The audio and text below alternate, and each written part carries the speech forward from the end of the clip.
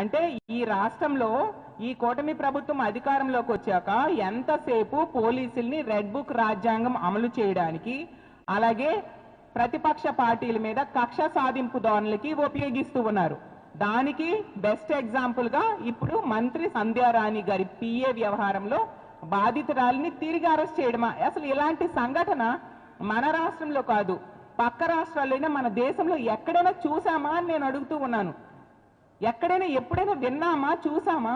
అంటే ఈ రాష్ట్రంలో మహిళలకు బ్రతికే హక్కు లేదా? పోలీసుల్ని ఇంత దారుణంగా వాళ్ళ కార్యకర్తల్లా ఉపయోగించుకుంటూ ఉన్నారు కాబట్టే ఈరోజు మన రాష్ట్రం కేంద్ర హోంశాఖ నివేదికలో 36వ స్థానానికి దిగజారిపోయింది. సిగ్గుచేటు.